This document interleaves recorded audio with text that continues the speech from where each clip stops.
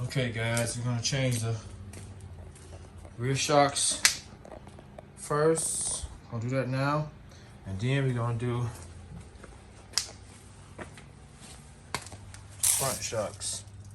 Two separate videos though. We got that bolt. Those two bolts. They look like some 9/16 bolts. And we got this. Yeah, these look like these are maybe bigger. This may be some 5/8 inch. And those up top look like 9/16 inch bolts. So we're gonna get our long extension, guys.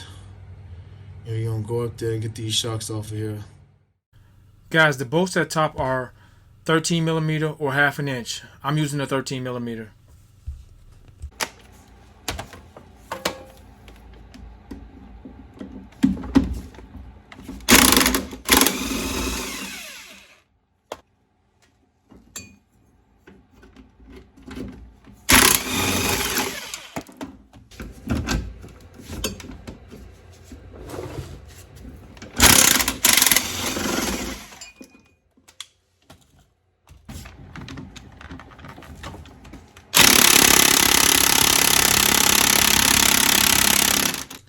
Guys, the bolt itself is a 5/8 inch socket. The nut requires 11/16 or a 17 millimeter to remove. My impact is extremely powerful, guys, but it's struggling to remove this bolt because it's fused inside of that shock throughout the years. All the rust and corrosion. I sprayed WD-40 on it, but it was refused to break loose. It wouldn't break loose for anything. So I wound up cutting it off, and I'll show you guys that in a second. And I bought new bolts, so stay tuned for that. I want to put you guys through all this video. I tried many different things to remove that bolt without cutting it, but it was best that I bought the new bolts anyway. I really like them. It's a better bolt overall. I was able to remove the nut itself from the bolt with the help of some vice grips.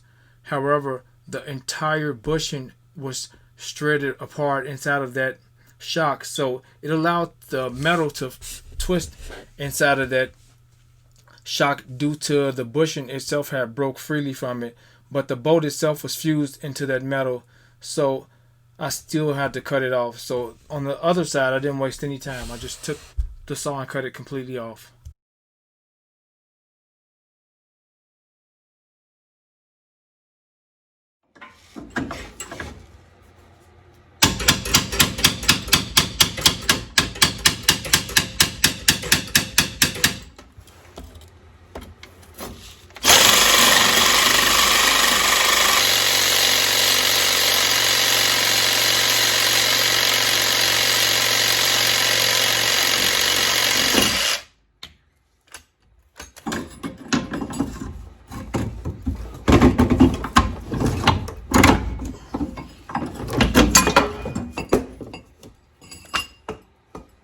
This don't look bad for this to be a factory shock. The car drove really well, so I'm not shocked that, and it has low miles, look like they do.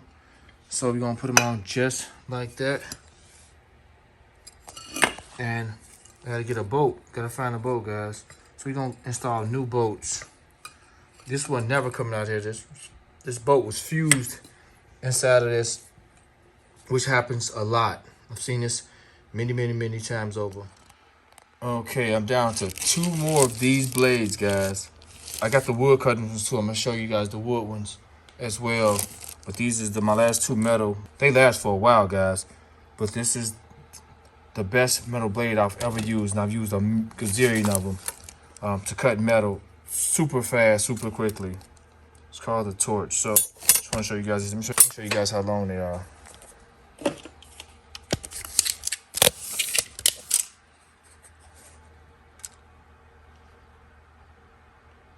Eight-inch blade,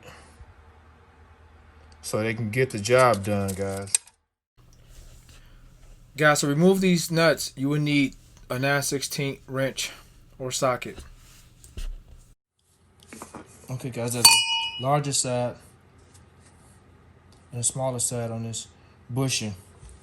The smaller side faces the washer.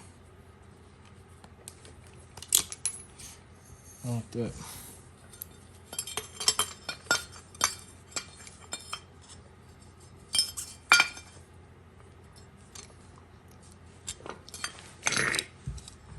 See, the larger side fits in that hole. Want the larger side face in, like so.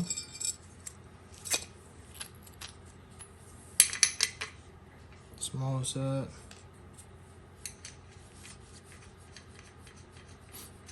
You want to tighten that first nut until it bottoms out, guys.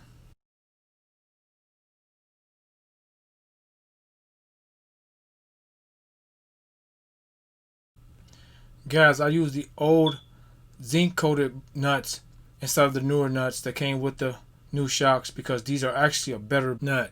The zinc coated ones will last long. They will not rust if that coating is not removed.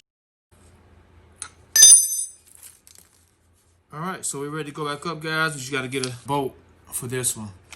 So you're ready to go back up. Okay, guys, I got this pick here. You can use a screwdriver or something to hold me in place. So I get a bolt in. And I got a couple bolts in already.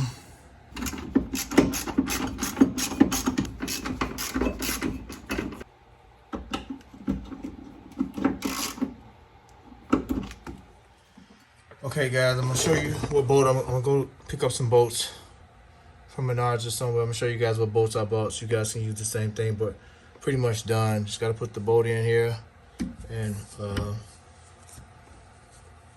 I'll do the other side shortly, but you guys kind of get the idea, and I'll show you guys when I finish both sides. But yeah, just going to film this side so you guys can see how easy it is to install.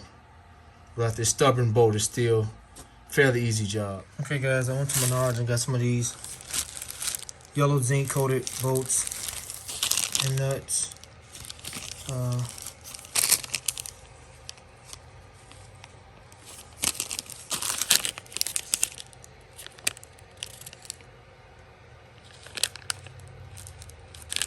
So they're not 3 inches long. They don't have to be that long, guys. The bolts that came off, the old bolts are 3 inches long. These are gonna be fine. As long as the zinc coating stay on these bolts, guys, and these nuts, they'll last for a very, very, very long time. Okay, guys, just a quick note. Do not, you don't have to, don't tighten those bolts. You don't have to because you can't get it up. I used this joint fork to kind of help me angle the screw in position so it can go through the hole, but don't tighten those top bolts up. Do the bottom first and then put the top screws in, because the rubber allows you to bend it. This rubber bushing allows you to bend it to put the bolts in place.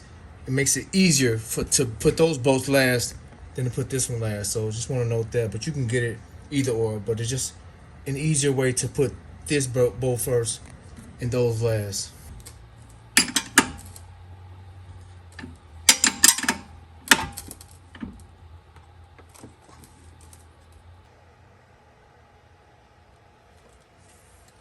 And we're good.